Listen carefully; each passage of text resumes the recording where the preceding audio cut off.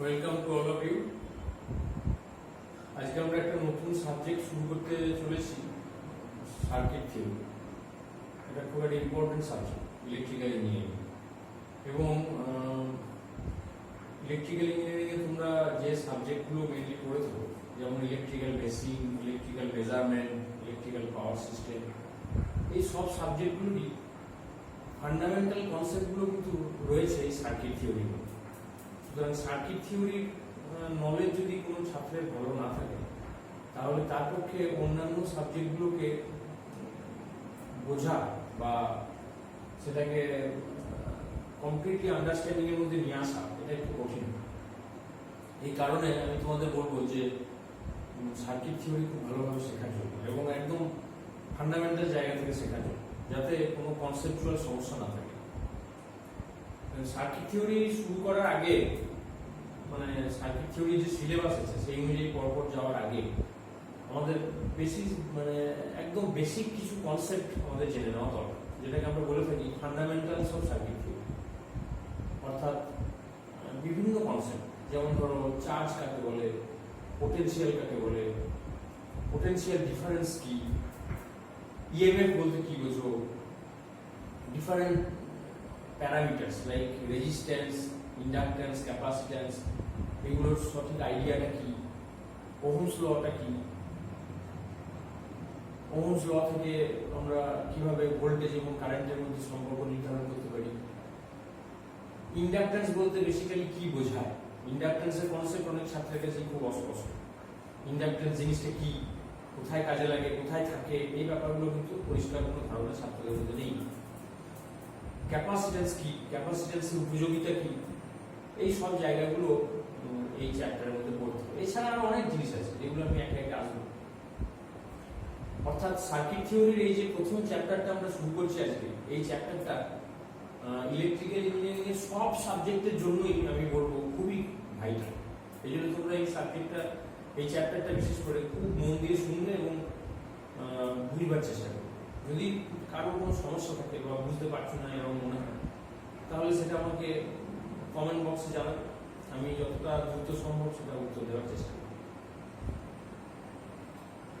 একদম ইনিশিয়াল জায়গা থেকে আমি শুরু করার চেষ্টা করি। আমি ধরে নিচ্ছি যে তোমাদের সার্কিট থিওরি সম্পর্কে কোনো নলেজ নেই, এরকম একটা জিরো লেভেল থেকে আমি স্টার্ট করতে চাইছি, যাতে তোমরা বুঝতে পারো। হয়তো অনেকের কিছু কিছু আইডিয়া আছে, সেই আইডিয়াগুলো কিছুটা সত্য, কিছুটা ঠিক নয়, এইরকম আইডিয়া নিয়ে ছাত্ররা জেনারেলি থাকে।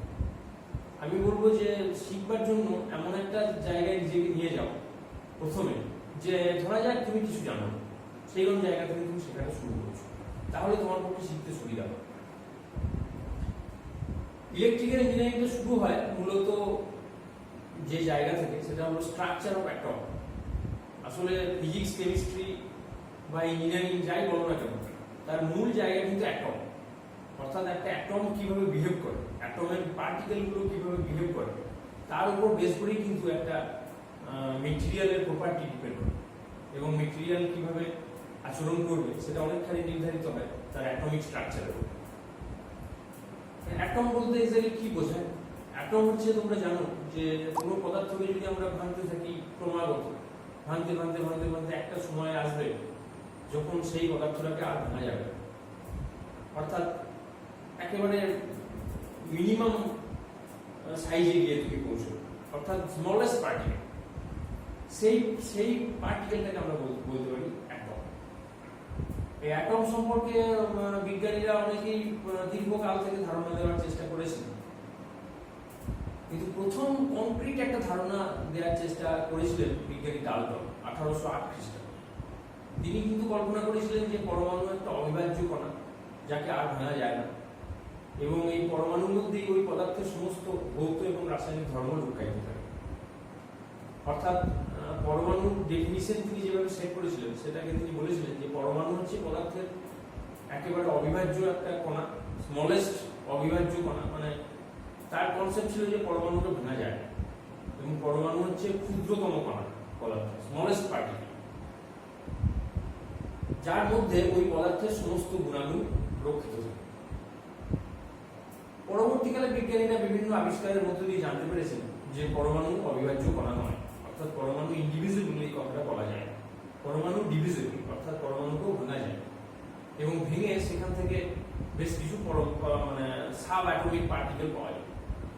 মূলত তিনটে সাব অ্যাটমিক পার্টিকেল দিয়ে একটা পরমাণু গঠিত, সেগুলো হচ্ছে ইলেকট্রন, প্রোটন এবং নিউট্রন। এগুলো তোমরা সবাই জানো। এছাড়া আরো অসংখ্য সাব অ্যাটমিক পার্টিকেল আছে যেগুলো খুব ক্ষণস্থায়ী এবং যেগুলো সাধারণত আমরা ডিসকাশনের মধ্যে আনি না। মানে খুব খুঁটিয়ে দেখলে তুমি জানতে পারবে যে মানে অ্যাটমের মধ্যে ইলেকট্রন, প্রোটন, নিউট্রন ছাড়া আরো অসংখ্য সাব অ্যাটমিক পার্টিকেল আছে। এগুলো হায়ার স্টাডিতে তোমরা শিখবে। এখন আমি সেদিকে যেতে চাইছি না, আমি মূলত আমার আলোচনাটাকে ওই তিনটে পার্টিকেলের মধ্যেই সীমাবদ্ধ রাখার চেষ্টা করছি। তাহলে এটা বোঝা গেল যে ডাল্টন যে কথাটা বলেছিলেন যে পরমাণু হচ্ছে পদার্থের স্মলেস্ট ইন্ডিভিজিবল পার্টিকেল, সেই ধারণাটা কিন্তু পরবর্তীকালে প্রমাণিত হয়নি। দেখা গেছিল যে পরমাণুকেও ভাঙা যায় এবং ভেঙে পরমাণুকে কতগুলো সাব অ্যাটমিক পার্টিকেল সেখান থেকে পাওয়া যায়। এবং এই যে তিনটে কণার কথা আমি বললাম, প্রোটন, নিউট্রন এবং ইলেকট্রন, এগুলো কিভাবে পরমাণুর মধ্যে থাকে এ নিয়েও দীর্ঘ আলোচনা এবং দীর্ঘ গবেষণা হয়েছে। বিজ্ঞানী রাদারফোর্ড একটা সোলার সিস্টেমের মতো একটা মডেল খাড়া করেছিলেন। তিনি বলেছিলেন যে একটা পরমাণুর একেবারে কেন্দ্রস্থলে একটা নিউক্লিয়াস বলে একটা জিনিস থাকে এবং নিউক্লিয়াসটা হচ্ছে মানে পরমাণুর কেন্দ্র অর্থাৎ একেবারে সেন্টারে অবস্থিত। এবং সেখানে নিউক্লিয়াসের মধ্যে যে দুটো সাব অ্যাটমিক পার্টিকেল থাকে সেটা হলো প্রোটন এবং নিউট্রন। আর এই নিউক্লিয়াসকে কেন্দ্র করে অনেকগুলো ইলেকট্রন বিভিন্ন কক্ষপথে আবর্তিত। এই ধারণাটা প্রথম দিয়েছিলেন বিজ্ঞানী রাদারফোর্ড। যদিও রাদারফোর্ডের এই মডেলের মধ্যে বেশ কিছু ত্রুটি ছিল এবং পরবর্তীকালে বিভিন্ন বিজ্ঞানী যেমন নিলস বোর, যেমন শ্রডিঙ্গার, পাউলি, তারপর হাইজেনবার্গ, এরা বিভিন্ন বিজ্ঞানী এই পারমাণবিক মডেলের উপরে নিরন্তর গবেষণা চালিয়েছে এবং তারা এই ত্রুটিগুলোকে বার করে সেগুলোকে সংশোধনের চেষ্টা করেছে এবং নতুন নতুন মডেল উপস্থাপিত হয়েছে। কিন্তু মূলগতভাবে ওই রাদারফোর্ডের যে মডেল সেটা থেকে আমরা খুব বেশি সরে যেতে পারি। হ্যাঁ, কিছু কিছু জায়গায় ডেভিয়েশন হয়েছে এবং সেগুলো নতুন নতুন মডেল এসছে ঠিকই, কিন্তু মূল মডেলটা কিন্তু সবাই মেনে নিয়েছে যে হ্যাঁ রাদারফোর্ড যে কথাটা বলেছিলেন মোটামুটি ভাবে সেটা অনেকটাই সত্য। অর্থাৎ নিউক্লিয়াসের মধ্যে যে প্রোটন এবং নিউট্রন থাকে এটা সত্য, নিউক্লিয়াসের বাইরে যে ইলেকট্রনগুলো বিভিন্ন কক্ষপথে আবর্তিত হয় এটাও সত্য। যদিও এই কক্ষপথগুলো সম্পর্কে পরবর্তীকালে বিজ্ঞানীরা বলেছেন যে ওইরকম কক্ষপথ ঠিক নয়, একটা ক্লাউডের মতো জায়গা, ইলেকট্রন ক্লাউড তৈরি হয়। অর্থাৎ ইলেকট্রনের পজিশনটা এক্স্যাক্টলি কোনখানে অবস্থিত সেটা সঠিকভাবে নির্ধারণ করা যায়, যেটাকে হাইজেনবার্গের আনসার্টেনিটি প্রিন্সিপল বলা হয়। যাই হোক, এসব ফিজিক্সের খুব কোর জায়গা, আমি এর মধ্যে ঢুকতে চাইছি, আমি অ্যাপ্লাইয়ের জায়গাটাতে যেতে চাইছি। ইলেকট্রিক্যাল ইঞ্জিনিয়ারিং এর মেইন ইন্টারেস্ট কিন্তু নিউট্রন বা প্রোটন নিয়ে নয়, ইলেকট্রনই হচ্ছে মানে ইলেকট্রিক্যাল ইঞ্জিনিয়ারিং এর মেইন জিনিস। কেন সেটা আমি পরে আসছি। তার আগে আমি বলে নিই যে এই সাব অ্যাটমিক পার্টিকেলগুলোর কার চার্জ কেমন, এটাও তোমরা জানো, এটাও অলরেডি তোমরা পড়েছো। তোমরা জানো যে প্রোটনের পজিটিভ চার্জ, ইলেকট্রনের নেগেটিভ চার্জ এবং নিউট্রনের কোনো চার্জ নেই, অর্থাৎ নিস্তরিত। এখন এই যে কথাটা আমি বলছি যে ইলেকট্রনের নেগেটিভ চার্জ, এটা কোথা থেকে জানা গেল ইলেকট্রনের নেগেটিভ চার্জ? এটা কি কোনো পরীক্ষার মাধ্যমে জানা গেছে যে ইলেকট্রনের চার্জ নেগেটিভ? তোমরা ছোট থেকেই পড়ে এসছো ইলেকট্রনের চার্জ নেগেটিভ, কিন্তু কখনোই প্রশ্ন করোনি যে না ইলেকট্রনের চার্জ হঠাৎ নেগেটিভ হবে, এটা কোন পরীক্ষা থেকে জানা গেল, কোন বিজ্ঞানী এটা প্রমাণ করেছে? সেইভাবে কিন্তু কোনো প্রমাণ কোথাও নেই বা কোনো পরীক্ষাও সেভাবে হয়। এই তিনটে অ্যাটমিক পার্টিকেলের মধ্যে প্রথম আবিষ্কৃত হয়েছিল ইলেকট্রন এবং সেই সময় বিজ্ঞানীরা এই ইলেকট্রনকে নেগেটিভ চার্জ হিসেবে কল্পনা করেছিল। পরবর্তীকালে সেই ধারণার উপর বেস করেই বাকি অ্যাটম মানে বাকি যে সাব অ্যাটমিক পার্টিকেল অর্থাৎ প্রোটন এবং নিউট্রনের চার্জ নির্ধারিত হয়েছে। অর্থাৎ প্রথম কিছু একটা তোমাকে ধরে নিতে হবে, সেই ধরে নেওয়াটা ঠিক না ভুল এ ব্যাপারে কিন্তু কোনো প্রশ্ন চলবে না। একটা কিছু ধরে না নিলে তার সাপেক্ষে বাকিগুলো কিন্তু আলোচনা করে। অর্থাৎ ইলেকট্রন যে নেগেটিভ এই ব্যাপারটা কিন্তু প্রথমে ধরে নেওয়া হয়েছিল। প্রথমে যদি ধরে নেওয়া হতো যে ইলেকট্রন পজিটিভ, তাহলে আজকে আমরা সেটাই করতাম। তাহলে প্রাথমিক যে ধারণা বিজ্ঞানীরা করেছিলেন যে ইলেকট্রনের চার্জটা নেগেটিভ, সেই ধারণার উপর বেস করেই পরবর্তীকালে যখন প্রোটন আবিষ্কৃত হলো তখন দেখা গেল যে প্রোটনের ধর্মগুলো ইলেকট্রনের বিপরীত। অর্থাৎ একটা ইলেকট্রন একটা প্রোটনকে আকর্ষণ করছে। আকর্ষণ কখন করে? যখন বিপরীত ধর্মীরা থাকে তখনই আকর্ষণ করে। তাহলে কেন এরকম আকর্ষণ করছে এই ব্যাপারগুলো আমি পরে আসবো। তাহলে এটা আমাদের কাছে জানা আছে যে দুটো বিপরীত ধর্মী চার্জ পরস্পরকে আকর্ষণ করে। এখন প্রোটন এবং নিউট্রন যেহেতু পরস্পরকে আকর্ষণ করেছে, সুতরাং তাহলে বলা যেতে পারে যে প্রোটনের যে ধর্ম সেটা ইলেকট্রনের ধর্মের বিপরীত। এই কারণে কিন্তু প্রোটনকে বলা হয়েছে পজিটিভ চার্জযুক্ত কণা। যদিও পরীক্ষার দ্বারা এটা প্রমাণিত হয়েছে যে প্রোটনের ভর ইলেকট্রনের তুলনায় বেশ খানিকটা বেশি, অর্থাৎ প্রোটন একটু তুলনামূলকভাবে ইলেকট্রনের থেকে একটু ভারী এলিমেন্ট, ভারী সাবঅ্যাটমিক পার্টিকেল।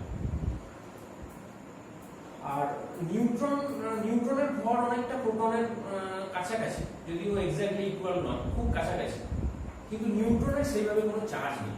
নিউট্রন হচ্ছে একদম চার্জলেস।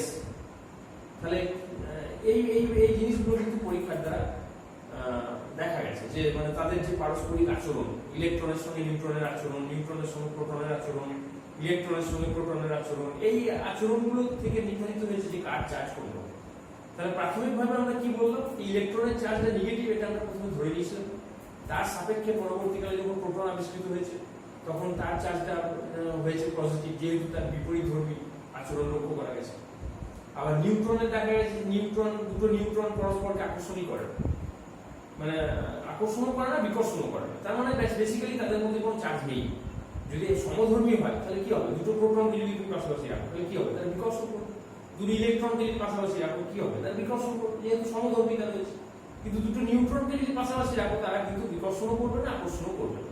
তার বোঝাই যাচ্ছে যে সেখানে কোনো চার্জ নেই। চার্জ থাকলে তো একটা বল কাজ করবে।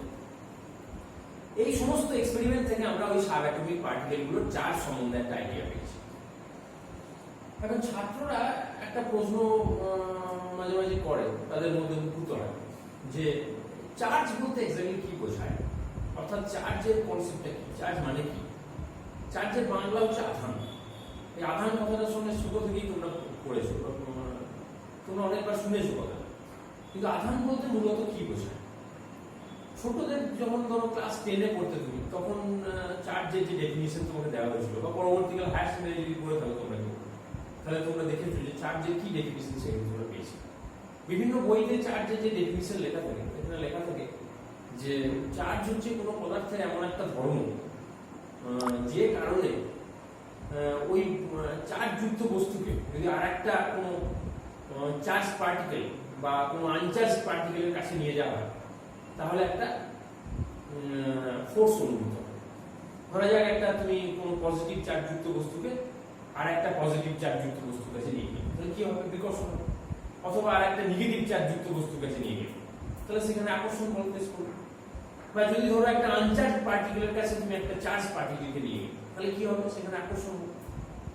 তাহলে বোঝা যাচ্ছে যে কোনো একটা চার্জযুক্ত বস্তুকে যদি আর একটা চার্জযুক্ত বস্তু বা আর একটা আনচার্জ পার্টিকেলের কাছে নিয়ে যাওয়া হয় তাহলে একটা ফোর্স তৈরি হয়।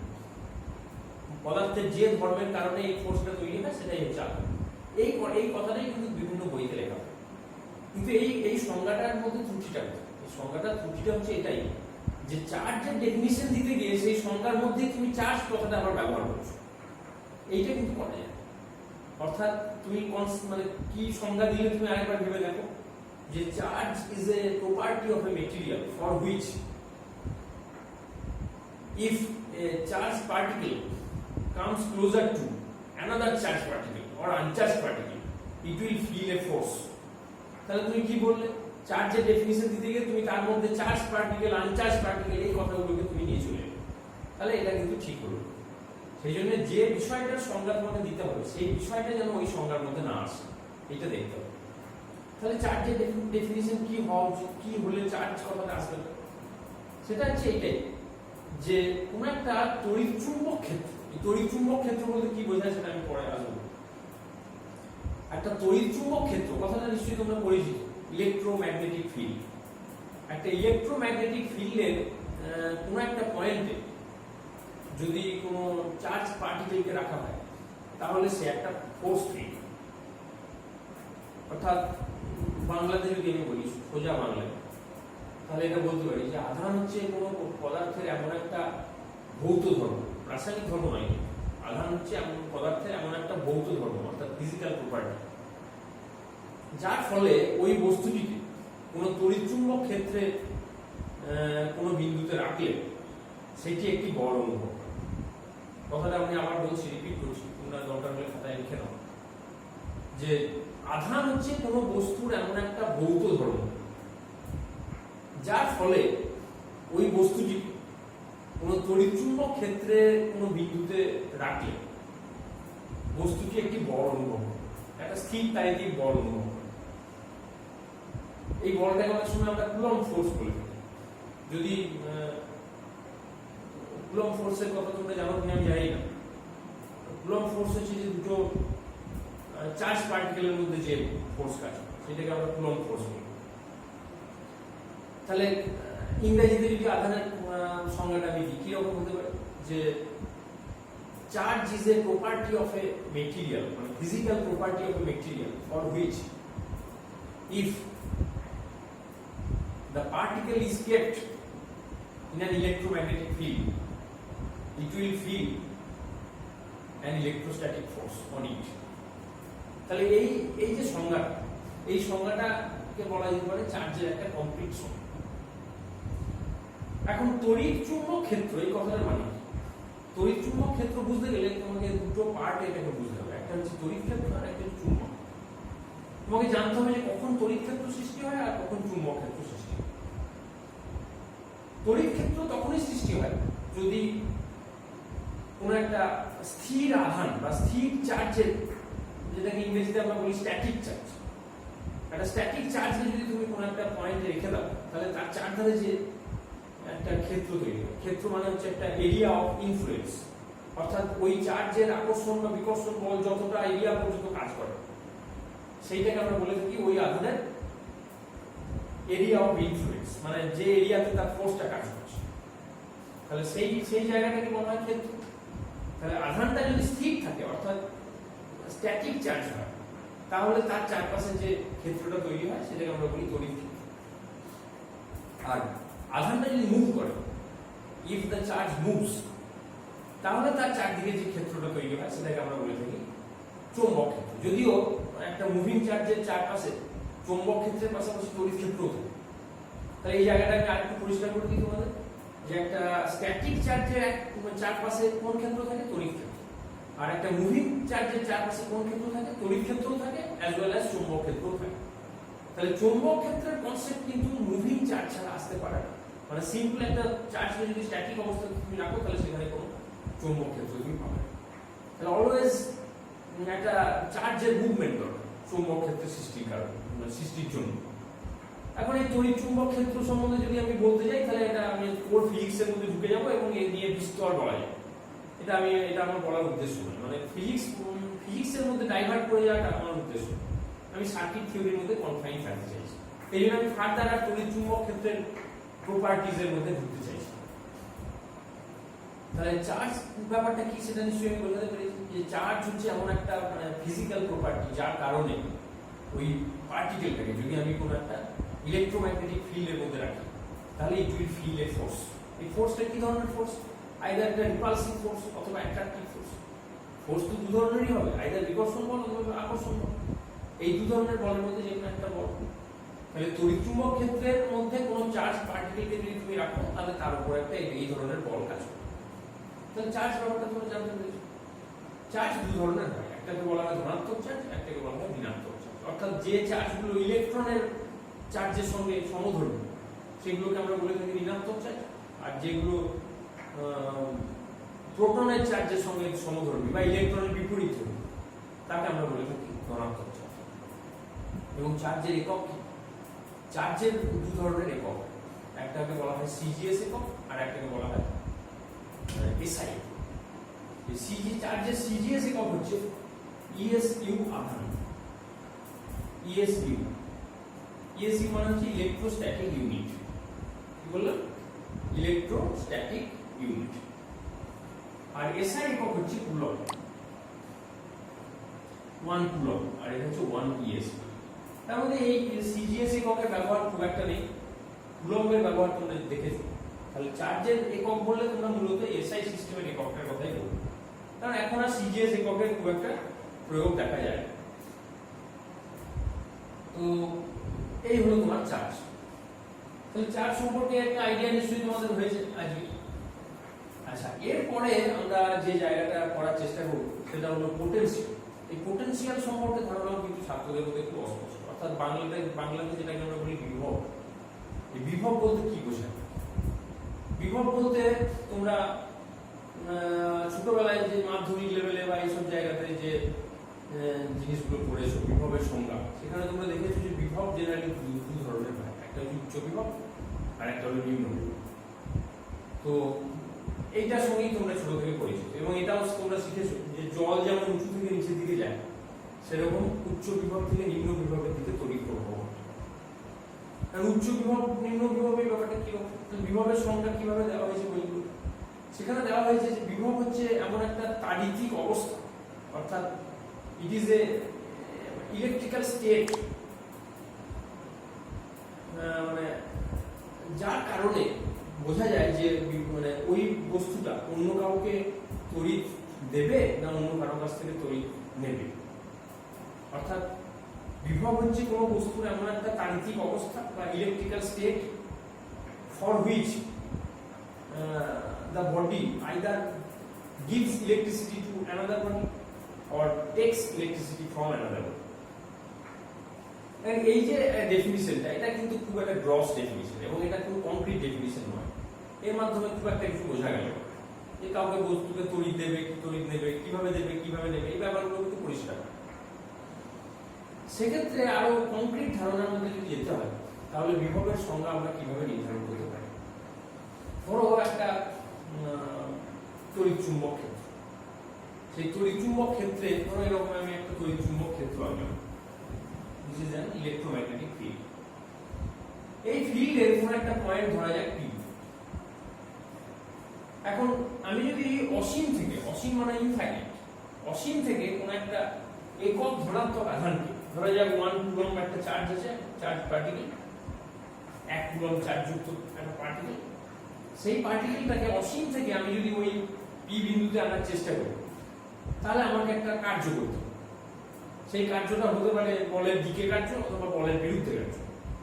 তার মানে যেহেতু এটা পজিটিভ চার্জ, এখন এই তড়িৎ চুম্বক ক্ষেত্রটা যদি কোনো একটা পজিটিভ চার্জের কারণে ঘটে থাকে, তাহলে যখন তুমি এটাকে আনতে যাবে তখন বিকর্ষণ বল কেস করবে।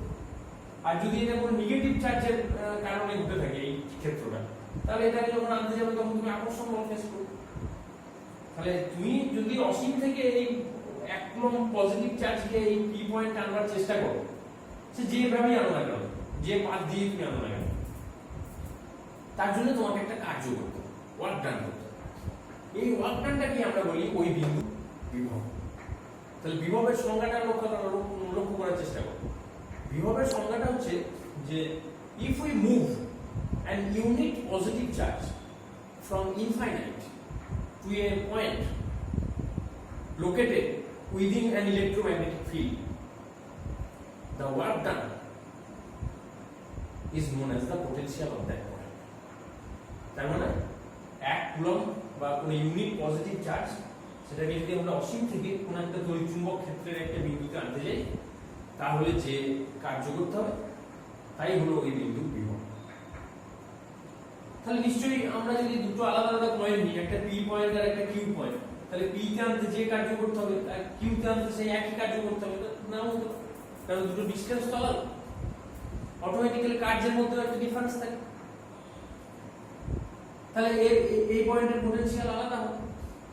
তাহলে একটা তড়িৎ চুম্বক ক্ষেত্রে বিভিন্ন পয়েন্টে ওয়ার্ক ডান গুলো যদি আলাদা আলাদা হয়, তাহলে আলাদা আলাদা পোটেনশিয়াল তুমি পাবে।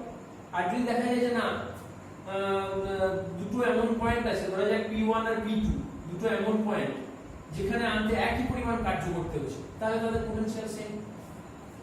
তাহলে পোটেনশিয়াল কথাটার মানে যে পোটেনশিয়ালের একক কিন্তু ভোল্ট, কিন্তু বেসিক্যালি পোটেনশিয়াল বলতে বোঝাচ্ছে যেটা, সেটা হচ্ছে একটা কার্য। তাহলে পোটেনশিয়াল বলতে যে কার্য বোঝায়, এই ধারণাটা কিন্তু অনেক ছাত্রের কাছে পরিষ্কার নয়। পোটেনশিয়াল মানে কি, এই ধারণাটাই বুঝতে পারে না ছেলেরা, যে বিভব বলতে এক্স্যাক্টলি কি বোঝায়। বিভব মানে কিন্তু ওই রকম ডেফিনিশন দিলে হবে না যে বিভব বলতে এমন একটা তাড়িতিক অবস্থা বোঝায় যে ও একে কারেন্ট দেবে না নেবে এগুলো নির্ধারিত হয়, এগুলো খুব জোর ডেফিনিশন বলে। কংক্রিট ডেফিনিশন দিতে গেলে তোমাকে এইরকম ডেফিনিশন দিতে হবে যে অসীম থেকে কোনো একক ধনাত্মক আধানকে কোনো তড়িৎচুম্বক ক্ষেত্রের কোনো বিন্দুতে নিয়ে আসতে যে পরিমাণ কার্য করতে হবে। The work done to take a unit positive charge to a particular point in the electromagnetic field is known as the potential of that point. And the potential of different points in an electromagnetic field may differ or may be same. If differs, then the potential of the 2 points may be different. Or if the work done is same, then the potential of those 2 points will also be the same. সেই জন্য potential দুটো পয়েন্টে same হতে পারে বা potential দুটো পয়েন্টে পৃথক হতে পারে। যদি পৃথক হয় তাহলে নিশ্চয়ই একজন আরেকজনের থেকে হায়ার পোটেনশিয়াল আছে, একজনের বেশি একজনের কম, তো হবে। পৃথক মানে কি? পৃথক মানে আলাদা আলাদা ভ্যালু। তাহলে সেই ভ্যালুগুলোর মধ্যে কেউ একজন বড় কেউ একজন ছোট থাকবে। যে বড় তাকে আমি বলবো হায়ার পোটেনশিয়াল, আর যে ছোট তাকে আমি বলবো লোয়ার পোটেনশিয়াল। তাহলে দুটো ডিফারেন্ট পোটেনশিয়াল যুক্ত পয়েন্টের মধ্যে যে পোটেনশিয়ালের ডিফারেন্স, সেইটাকে আমরা বলে থাকি ওই দুটো পয়েন্টের মধ্যে পোটেনশিয়াল ডিফারেন্স। মানে বিভব পার্থক্য, এই কথাটার সঙ্গে তোমরা কিন্তু বহুল প্রচলিত, মানে বহুল পরিচিত বলা যেতে পারে। দীর্ঘদিন ধরে এই কথাটা তোমরা শুনে আসছো বা ইংরেজিতে শুনেছো পোটেনশিয়াল ডিফারেন্স। তাহলে ডিফারেন্স কথাটা কিন্তু কখনোই একা একা হতে পারে না। ডিফারেন্স মানে সেখানে দুজন আছে, এবং দুজন আছে বলেই তোমাকে দুটো পয়েন্টের কথা আলাদা আলাদা বলতে হচ্ছে যে একটা হায়ার পোটেনশিয়াল আছে একটা লোয়ার পোটেনশিয়াল আছে। তাদের মধ্যে যে বিভবের পার্থক্য, তাদের নিজস্ব আলাদা আলাদা ইন্ডিভিজুয়াল একটা বিভব আছে। যে ধরো পি পয়েন্ট আর কিউ পয়েন্ট, তাদের মধ্যে কিন্তু পি পয়েন্টের একটা আলাদা বিভব আছে ভিপি, আর কিউ পয়েন্টের একটা আলাদা বিভব আছে ভি কিউ। তার মানে পি পয়েন্টের বিভব আমি ধরলাম ভি সাফিক্স পি, আর কিউ পয়েন্টের বিভব ধরলাম ভি সাফিক্স কিউ। এগুলো হচ্ছে তাদের ইন্ডিভিজুয়াল, মানে কি বলবো, অ্যাবসলিউট ভ্যালু অফ পোটেনশিয়াল। তার মানে এটা হচ্ছে তার পি পয়েন্টের নিজস্ব পোটেনশিয়াল, আর ভি কিউটা হচ্ছে কিউ পয়েন্টের নিজস্ব পোটেনশিয়াল। কিন্তু যখন আমরা যে ডিফারেন্স করব, ধরা যাক আমি ধরে নিলাম যে VP is higher than V, অর্থাৎ এটা হায়ার এটা লোয়ার, তাহলে এদের মধ্যে যে difference VP minus V Q, সেটাকে আমি বলবো পোটেনশিয়াল ডিফারেন্স ওই দুটো পয়েন্টের মধ্যে, এবং সেটাকে লেখা হবে ভিপি কিউ। অর্থাৎ যেটা হায়ার সেটাকে আগে লিখতে হবে এবং যেটা লোয়ার সেটাকে পরে লিখতে হবে। এইভাবে আমরা লিখে দিই। তাহলে এই যে মানে একটা ভি লিখে তার নিচে দুটো সংখ্যা, মানে দুটো ডিজিট করবো না, দুটো লেটার লেখা পি আর কিউ, এইটাকে বলা হয় ডাবল সাবস্ক্রিপ্ট নোটেশন। কি বলা হয়? Double DOUBLE double subscript SUBSCRIPT subscript notation. তার মানে দুটো আলাদা আলাদা লেটার দিয়ে আমরা পোটেনশিয়াল ডিফারেন্সটাকে লিখতে চাইছি। তাহলে পোটেনশিয়াল ডিফারেন্স লেখার নিয়মটা বুঝতে পেরেছো? দুটো লেটার দিয়ে লিখতে হচ্ছে। যে দুটো লেটারের কথা আমরা বললাম আর কি, যে দুটো পয়েন্ট পি আর কিউ, সেই দুটোকে এখানে লিখতে হবে। তাহলে পোটেনশিয়াল ডিফারেন্স লেখার নিয়ম হচ্ছে দুটো লেটার দিয়ে, মানে ভি এর নিচে দুটো লেটারকে প্লেস করে আমরা পোটেনশিয়াল ডিফারেন্সটা উল্লেখ করে দেব। এবং যে লেটারটাকে আমরা আগে লিখি সেই লেটারটা হচ্ছে হায়ার পোটেনশিয়াল পয়েন্ট, যেটাকে পরে লিখি সেটা হচ্ছে লোয়ার পোটেনশিয়াল পয়েন্ট। তাহলে এই রকমের বিভব পার্থক্য যদি কোথাও থাকে তাহলে সেখানে তড়িৎ প্রবাহ ঘটতে পারে। এখন যদি তুমি বলো যে স্যার ভিপি বলতে গিয়ে তো আপনি বললেন যে 1 কুলম্ব চার্জকে যদি অসীম থেকে ওই বিন্দুতে আনা হয় তাহলে যে পরিমাণ কার্য করবে সেটা হচ্ছে ওই পি পয়েন্টের পোটেনশিয়াল ভিপি। তাহলে সেই কনসেপ্ট থেকে আমি যদি ভিপি কিউ মানে কি বলতে চাই তাহলে কি বলতে পারি? তখনও কি সেই অসীম থেকেই জানতে হবে? তা কিন্তু ভিপি কিউ এটাও তো একটা পোটেনশিয়াল ডিফারেন্স, পোটেনশিয়াল ডিফারেন্সই বলা যায় বলো, সেটাও তো একটা পোটেনশিয়ালকে লিংক করছে। ধরা যাক 10 ভোল্ট আর 8 ভোল্ট, তারপরে বাদ দিয়ে তো 2 ভোল্ট হবে, সেই 2 ভোল্ট তো একটা পোটেনশিয়াল। তাহলে তার ডেফিনিশন কি হবে? তার ডেফিনিশন হচ্ছে যে কোনো একটা একক ধনাত্মক আধানকে অর্থাৎ +1 কুলম্ব আধানকে যদি আমি পি পয়েন্ট থেকে কিউ পয়েন্টে আনতে চাই তাহলে যে পরিমাণ কার্য করতে হবে, বা কিউ পয়েন্ট থেকে পি পয়েন্টে নিয়ে যেতে চাই তাহলে যে পরিমাণ কার্য করতে হবে, সেটা হচ্ছে ওই দুটো পয়েন্টের মধ্যে পোটেনশিয়াল ডিফারেন্স। তখন কিন্তু আর অসীম কথাটা আসছে। তাহলে অ্যাবসলিউট পোটেনশিয়াল নির্ণয় করার ক্ষেত্রে তোমাকে অসীম কথাটা ব্যবহৃত করতে হচ্ছে। অসীম থেকে বস্তুটাকে নিয়ে এসে তার কতটা কার্য হলো সেটা হিসাব করতে হচ্ছে। সব পোটেনশিয়াল ক্যালকুলেশনের বিভিন্ন ইকুয়েশন আছে, সেই ইকুয়েশনগুলো আমি এখন সেদিকে যাচ্ছি না, কারণ সেটা আমার এখন পড়ার বিষয় না। তাহলে আমি যেটা বলতে চাইলাম তোমাকে যে পোটেনশিয়াল ডিফারেন্স বলতে বোঝায় যে কোনো একটা বিন্দু থেকে আর একটা বিন্দুতে যদি একক ধনাত্মক আধানকে নিয়ে যেতে হয়, তাহলে যে পরিমাণ কার্য করতে হয় সেই কার্যটাকে আমরা বলে থাকি ওই দুটো পয়েন্টের মধ্যে potential difference. Generally lower potential থেকে হায়ার পোটেনশিয়ালে যদি নিয়ে যেতে চাই তাহলে কার্য মানে সেইভাবেই কার্যের ডেফিনিশনটা দেওয়া হয়। অর্থাৎ দুটো পয়েন্ট ধরো পি আর কিউ, এদের মধ্যে আমি ধরে নিলাম যে কিউ পয়েন্টের পোটেনশিয়াল হচ্ছে লোয়ার আর পি পয়েন্টটা হায়ার। তাহলে কিউ পয়েন্ট থেকে পি পয়েন্টে একক ধনাত্মক আধানকে নিয়ে যেতে যে পরিমাণ কার্য করতে হবে সেটাই হচ্ছে ওই দুটো পয়েন্টের মধ্যে পোটেনশিয়াল ডিফারেন্স ভিপি কিউ। তাহলে কোন পয়েন্ট থেকে কোন পয়েন্টে নিয়ে যাচ্ছি? লোয়ার পোটেনশিয়াল থেকে হায়ার পোটেনশিয়ালে। এই কথাটা কিন্তু ভালো করে মনে রাখবেন। তার মানে বেসিক্যালি আমি বলের এগেইনস্টে কাজ করতে চাইছি, এটা আমি বোঝাতে চাইছি। মানে লোয়ার থেকে হায়ার যেতে গেলে তোমার বলের বিরুদ্ধে কার্য করতে হবে, তখন সেটাকে আমি ধনাত্মক কার্য বলে ট্রিট করবো। আর যদি তুমি হায়ার থেকে লোয়ারে আসতে চাও তাহলে সেটা ঋণাত্মক কার্য হয়ে যাবে, তখন পোটেনশিয়াল ডিফারেন্স যেটা বেরোবে সেটার ভ্যালুটাও নেগেটিভ বেরিয়ে যাবে। এই জায়গাটা তোমাদের বুঝতে হবে। কার্য কিন্তু দু রকমের হয়, একটা হচ্ছে বলের দিকে কার্য আর একটা হচ্ছে বলের বিরুদ্ধে কার্য। অর্থাৎ ধরো তুমি একটা উঁচু জায়গা থেকে নিচে লাফ দিলে, তার মানে তুমি কি করলে? অভিকর্ষের টানে তুমি তোমার সরণটা ঘটবে, কিন্তু যেহেতু অভিকর্ষ বলটা যেদিকে কাজ করছে সরণ সেই দিকেই ঘটেছে, সুতরাং এই ধরনের কার্যকে আমরা বলে থাকি ঋণাত্মক কার্য, অর্থাৎ বলের দিকে ঘটেছে। কিন্তু তুমি সিঁড়ি বেয়ে উপরে উঠে গেলে সেটা কিন্তু তুমি বলের বিরুদ্ধে কাজ করবে, মানে অভিকর্ষ বলের বিরুদ্ধে তোমাকে উপরে উঠতে হবে, সেটা কিন্তু বলের বিরুদ্ধে কার্য বলে সেটা ধনাত্মক কার্য হিসেবে ট্রিট হবে। তাহলে যদি তুমি লোয়ার পোটেনশিয়াল থেকে হায়ার পোটেনশিয়ালের দিকে যাও তাহলে বলের এগেইনস্টে কার্য করতে হচ্ছে, সেই জন্য সেই ক্ষেত্রে পোটেনশিয়াল ডিফারেন্স যেটা তুমি পাবে সেটা হচ্ছে তোমার ধনাত্মক বা পজিটিভ। আর যদি তুমি হায়ার থেকে লোয়ারে নামো তখন যে কার্যটা করতে হচ্ছে সেটা হচ্ছে নেগেটিভ, অর্থাৎ নেগেটিভ পোটেনশিয়াল পেয়ে যাবে। তাহলে সেটা আমরা নেগেটিভ পোটেনশিয়ালের ডেফিনিশন আমি দিতে চাইছি না।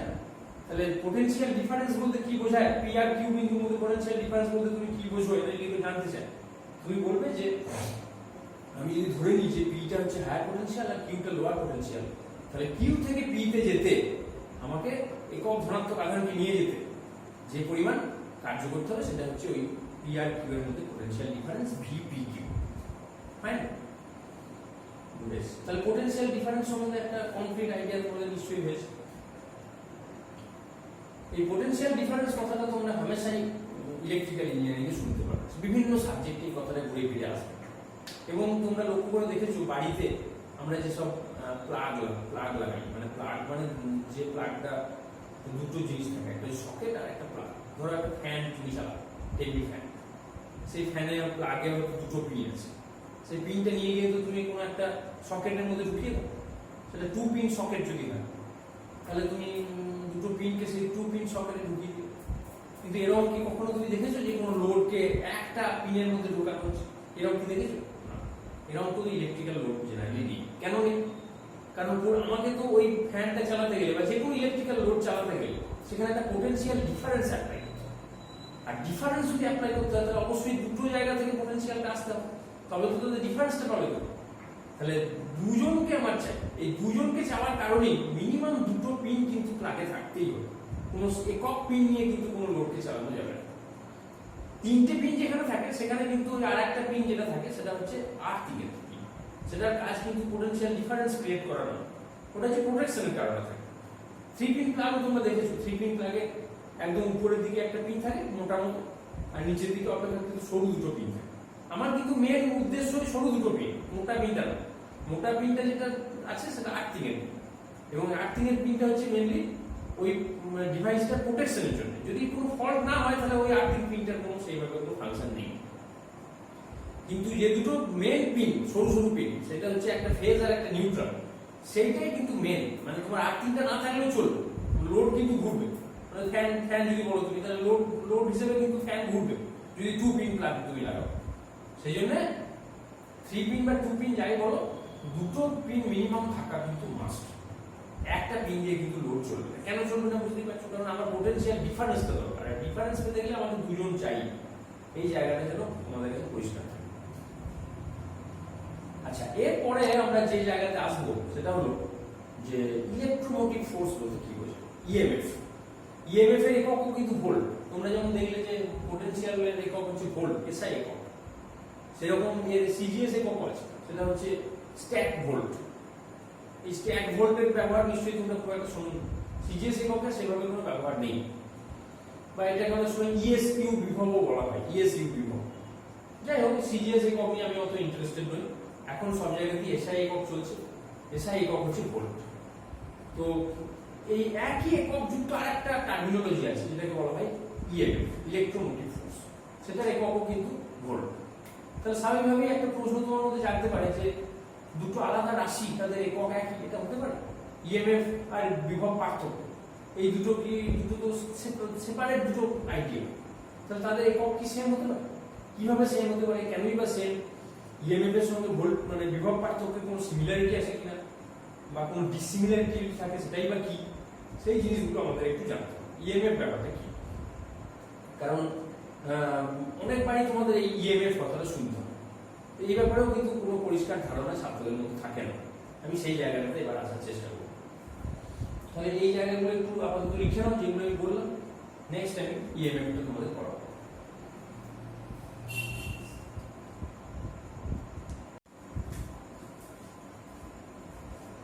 আচ্ছা, ইএমএফ এর ধারণা নিতে গেলে তোমাদের প্রথম জানতে হবে যে ইএমএফ এর পুরো কথাটা কি। ইএমএফ মানে হলো ইলেকট্রোমোটিভ ফোর্স।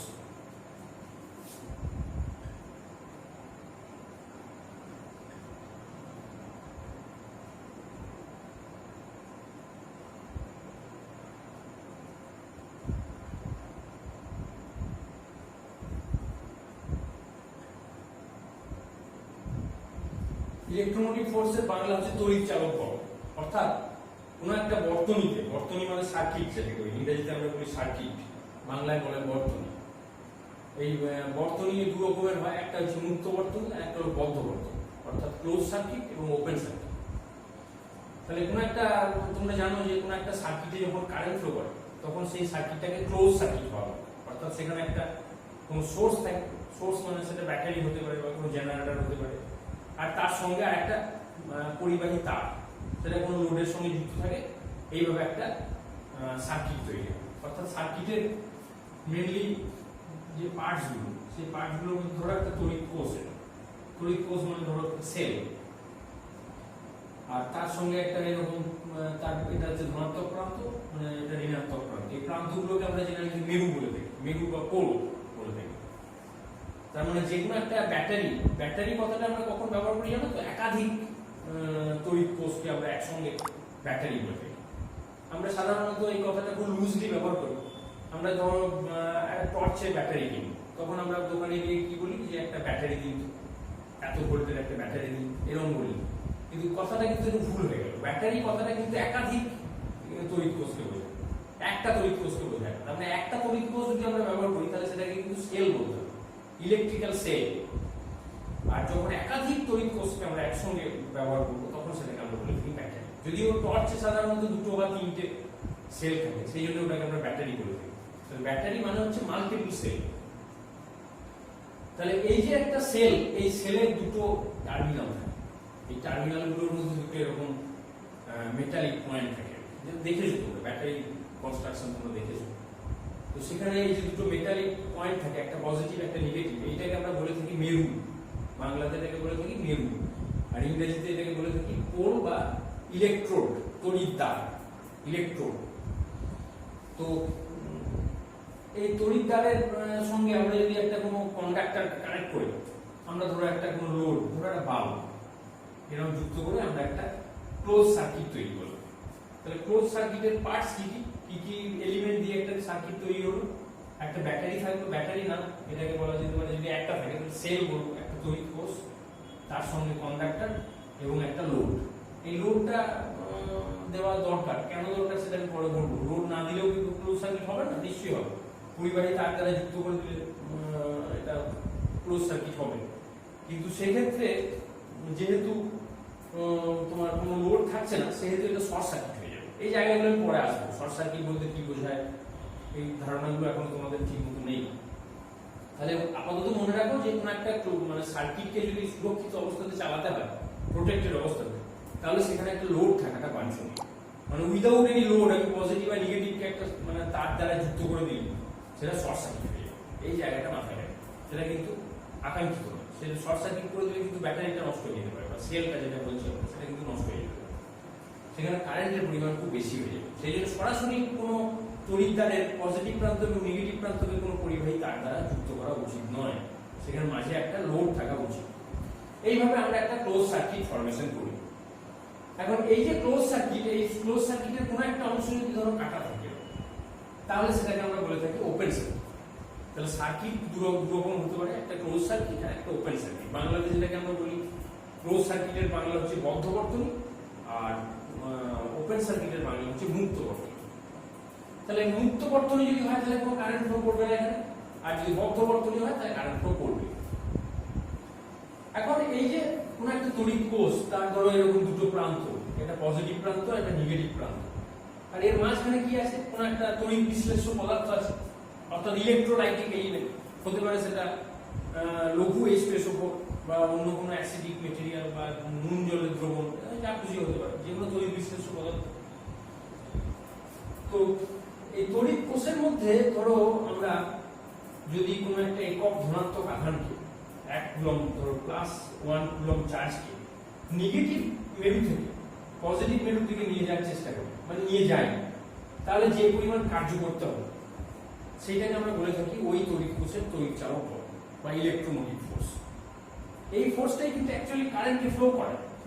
তার মানে কোনো তড়িৎ কোষের মধ্যে যদি কোনো তড়িৎ চালক বল না থাকে, তাহলে কিন্তু ওই তড়িৎ কোষ কোনো কারেন্ট ফ্লো করাতে পারে না। তার মানে এই বদ্ধ বর্তনীর মধ্যে যে কারেন্টটা সার্কুলেট করবে, সেই সার্কুলেট করানোর জন্য তো একটা ফোর্স প্রয়োজন, মানে তড়িৎকে প্রবাহিত করার জন্য একটা ফোর্স দরকার।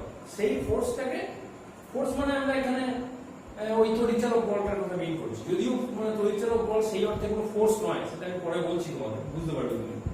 তাহলে এটা তুমি পরিষ্কার জেনে রাখো যে কোনো কোষের তড়িৎচালক বল যদি না থাকে, তাহলে কিন্তু সেই কোষ কোনো তড়িৎ প্রবাহ ঘটাতে পারে না।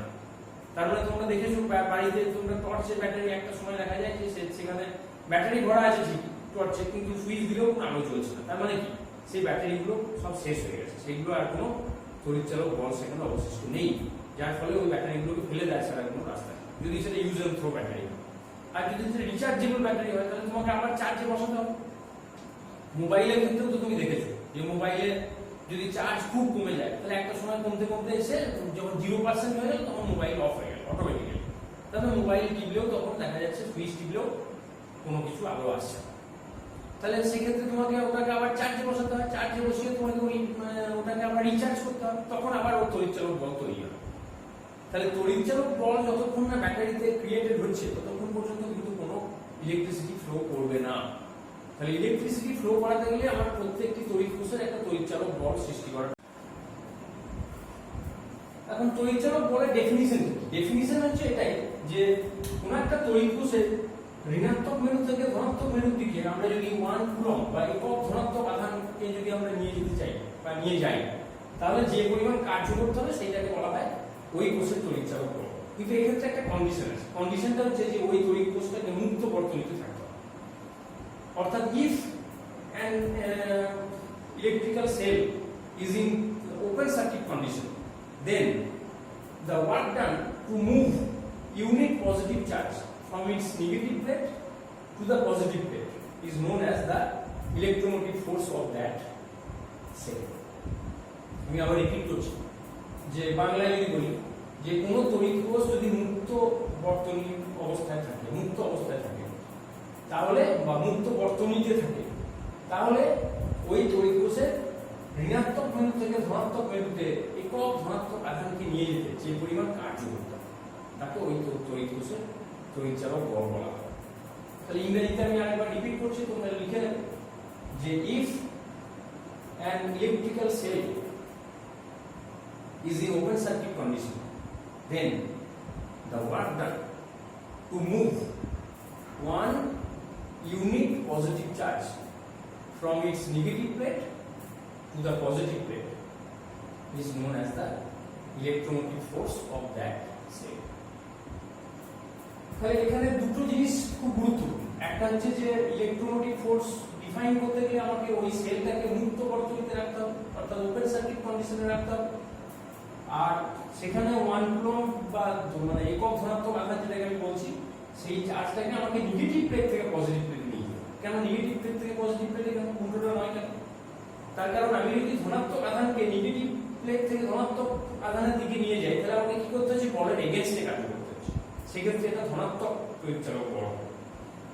আবার আমি বুঝিয়ে দিই, নিশ্চয়ই তোমরা বুঝতে পারছো ব্যাপারটা, যে আমি যদি একটা ধনাত্মক চার্জকে আর একটা ধনাত্মক চার্জের দিকে আনার চেষ্টা করি, তাহলে কি করতে হবে, বিকর্ষণ বলের বিকর্ষণ বল কাজ করছে, তো তার এগেইনস্টে আমাকে ওটাকে মুভমেন্ট করাতে হচ্ছে, তাহলে বলের বিরুদ্ধে কাজ করতে হচ্ছে।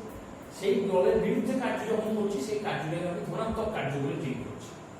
তাহলে যদি ইলেকট্রোমোটিভ ফোর্সটাকে পজিটিভ ইলেকট্রোমোটিভ ফোর্স হতে হয়, তাহলে আমাকে একক ধনাত্মক আধানটাকে আমাকে ধনাত্মক প্লেটের দিকে নিয়ে আসতে হবে। আর উল্টোটা যদি নিয়ে যেতে চাই, তাহলে বলের দিকে কার্য নেই, অর্থাৎ আকর্ষণ করবে, সেই আকর্ষণের দিকে তুমি ওটাকে মুভ করাচ্ছ। তার মানে তুমি নিয়ে না গেলেও অটোমেটিক্যালি চলে যাবে। সেই কার্যটাকে আমরা ঋণাত্মক কার্য বলি। সেইভাবে কিন্তু ডেফিনিশন দেওয়া যাবে না। তাহলে কোনো একক ধনাত্মক আধানকে যদি আমি নেগেটিভ প্লেট থেকে পজিটিভ প্লেটে নিয়ে আসি, কোন কন্ডিশনে, যদি এই ইলেকট্রোমোটিভ মানে ইলেকট্রিক্যাল সেলটা মুক্ত বর্তনী থাকে, সেই অবস্থায়, তাহলে যে কার্য করতে হচ্ছে সেই কার্যটাকে আমরা বলছি ওই কোষের তড়িৎ চালক বল। তার মানে লক্ষ্য করে দেখো যে বিভব পার্থক্যের সঙ্গে এই সিমিলারিটিটা কথা। সিমিলারিটি হচ্ছে যে বিভবের যখন ডেফিনিশন আমি দিয়েছিলাম, তখনও কিন্তু আমি বলেছিলাম যে কার্যের কথা, অর্থাৎ কিউ বিন্দু থেকে পি বিন্দুতে নিয়ে যেতে একটা একক ধনাত্মক আধানকে যে পরিমাণ কার্য করতে হয়, সেটা হচ্ছে ওই দুটো পয়েন্টের মধ্যে বিভব পার্থক্য। ঠিক সেরকম এখানেও তো তাই বললাম, এখানেও তো এটাকে আমি সেই একক ধনাত্মক আধানের কথা বললাম, সেই কার্যের কথা বললাম।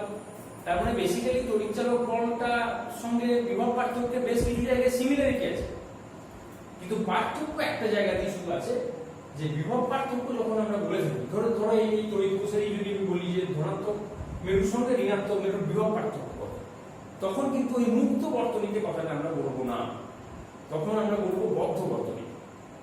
তাহলে বিভব পার্থক্যের ক্ষেত্রে আমরা বলে থাকি যে সেলটা বদ্ধ বর্তনীতে আছে, আর তড়িৎচালক বলের ক্ষেত্রে আমরা বলে থাকি সেলটা মুক্ত বর্তনীতে আছে। তাহলে এই দুটোর মধ্যে তফাৎটা কি?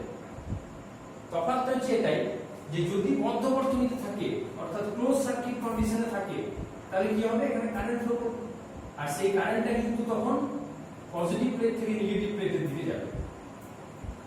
কেন যাবে সেটা আমি পরে বলবো। এই নিয়েও অনেক ছাত্রের মধ্যে প্রশ্ন থাকে যে স্যার কেন কারেন্ট পজিটিভ প্লেট থেকে নেগেটিভ প্লেটের দিকে যাবে, কেন উল্টোটা গেলেই বা কি ক্ষতি হতো, তাই বা যায় না কেন, এসব অনেক প্রশ্ন ছেলেরা করে থাকে।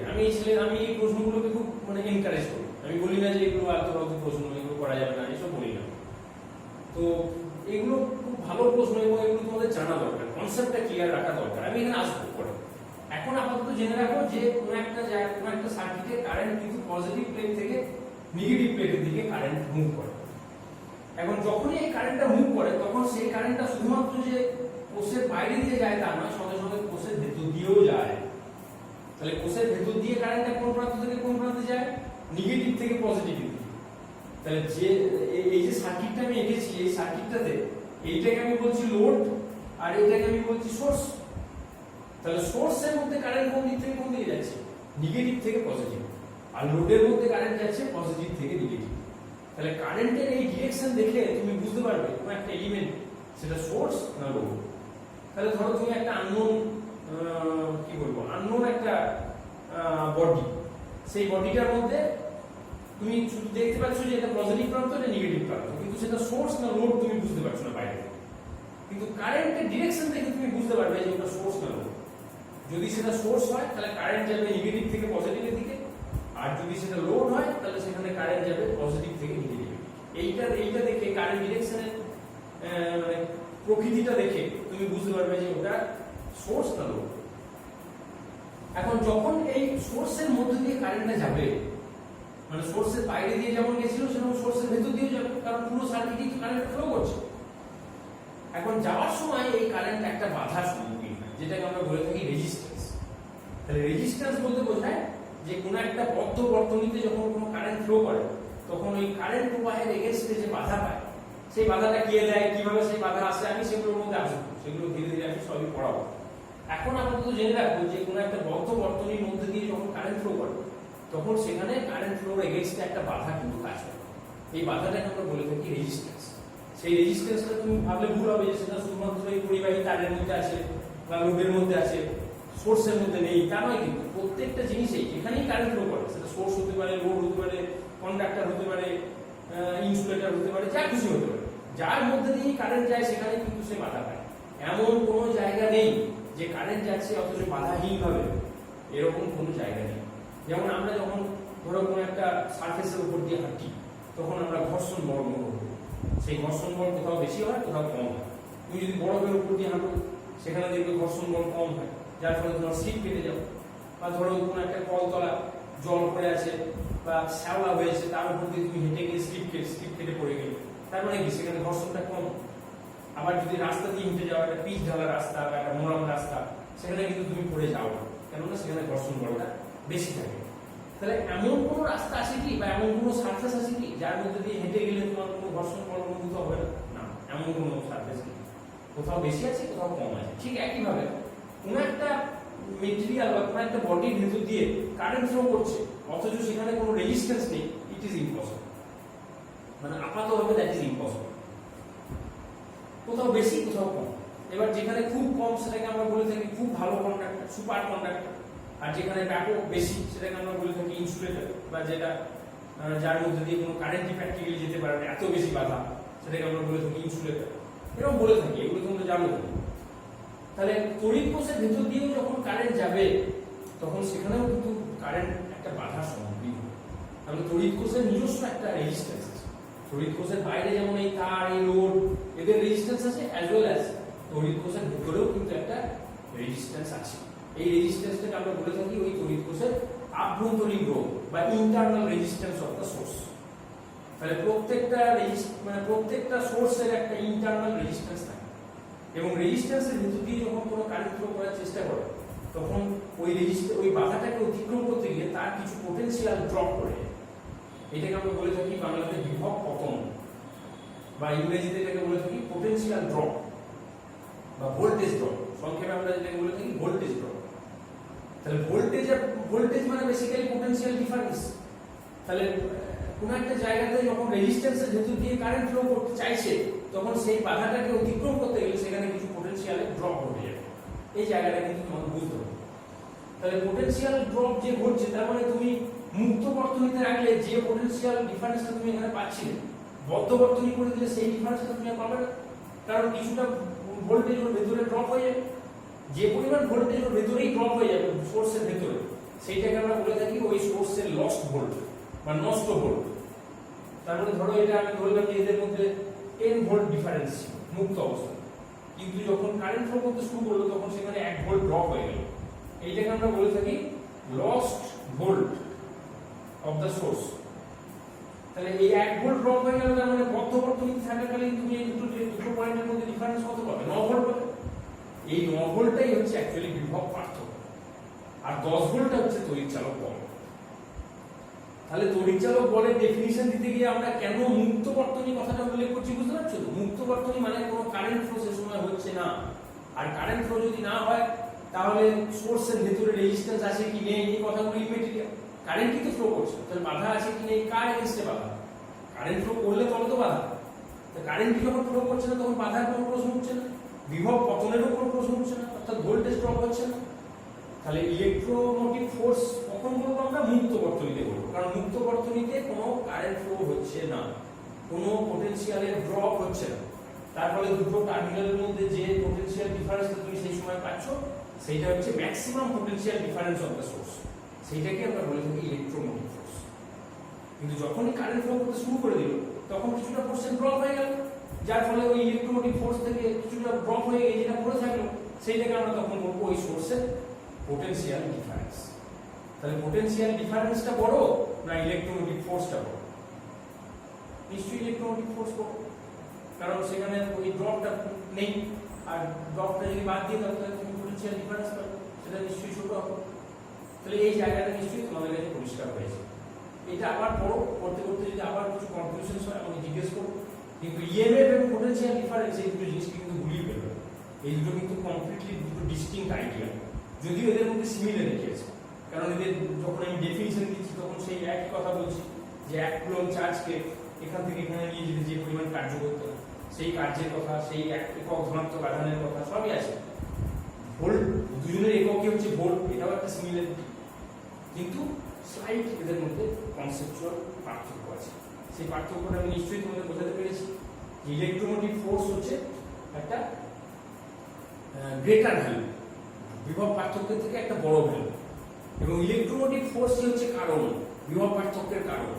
কারণ ইলেকট্রোমোটিভ ফোর্স যদি না থাকে তাহলে কারেন্ট ফ্লো করবে না, আর কারেন্ট ফ্লো না করলে কিন্তু এখানে কোনো বিভব পার্থক্য তৈরি হবে না। বিভব পার্থক্য তৈরি হতে গেলে তো ওই ভোল্টেজটাকে ড্রপ হতে হবে, ড্রপ হয়ে বাকি যে পোর্শনটা পড়ে থাকবে সেটাকে আমি বলবো ওই তড়িৎ কোষের বিভব পার্থক্য। তাহলে বিভব পার্থক্য হবে কখন? যদি কারেন্ট ফ্লো করে, আর কারেন্ট ফ্লো করবে কখন? যদি তড়িৎচালক বল থাকে। এই কারণে এদের মধ্যে পার্থক্য লিখতে গিয়ে অনেকে লেখে যে তড়িৎচালক বলকে যদি কারণ বলা হয় তাহলে বিভব পার্থক্য হচ্ছে তার ফল। এগুলো তুমি লিখতে পারো, আমি এই সব পার্থক্যের মধ্যে আমি যেতে চাই না, এগুলো হচ্ছে একেবারে ছোট ক্লাসের ব্যাপার, এগুলো আমাদের সার্কিট থিওরির আলোচনার বিষয়। আমি দুটো কনসেপ্ট কি সেটা আমি শুধু বলতে চাইলাম। তাহলে নিশ্চয়ই আমি বোঝাতে পেরেছি যে কনসেপচুয়াল ডিফারেন্সটা কি। তাহলে আজকে আমরা বেশ কিছু জিনিস পড়লাম, নতুন জিনিস, এগুলো যদি আমি জানি, এগুলো তোমরা অনেকেই জানো, এটা আমি বলবো, কিন্তু কনসেপচুয়ালি কতটা সঠিকভাবে জানো সেই জায়গাতে আমি পৌঁছতে চাইছি। সেটা যে অনেকের নিশ্চয়ই আজকের আইডিয়াগুলো অন্যরকম হয়েছে আমার ধারণা। তো যাই হোক, পড়তে থাকো, মানে circuit theory is very interesting subject, এবং কনসেপ্টগুলো যদি ধীরে ধীরে ধীরে ধীরে একটু একটু করে তোমার বিল্ড আপ হয় ভেতরে, তাহলে দেখবে পড়ার মধ্যে অনেক ইন্টারেস্ট পাচ্ছ, অনেক সহজ। এগুলো কিন্তু কোনোটাই মুখস্থ সাবজেক্ট নয় যে তুমি মুখস্থ করে বার করে দিলে বা কয়েকটা অঙ্ক করে তুমি সাজেশন পেয়ে গেলে। কোনো সাজেশন বলে কিছু হয় না ইঞ্জিনিয়ারিং। সেই জন্য তুমি হার্ট থেকে যদি শিখতে পারো সাবজেক্টটাকে, তাহলে তুমি ইন্টারেস্ট পাবে। আমি সেই জায়গায় তোমাকে নিয়ে যেতেছি। এইটুকুই বলে আমি আজকের ক্লাস শেষ করছি। আজকের ক্লাস তোমাদের কেমন লাগবে জানাবে। আমি এরকম পরপর ক্লাস নিতে থাকি এবং তোমাদের মধ্যে কনসেপ্টগুলোকে আমি আগে ঠিক করি, তারপরে আমি সার্কিট তৈরি করতে পারবো।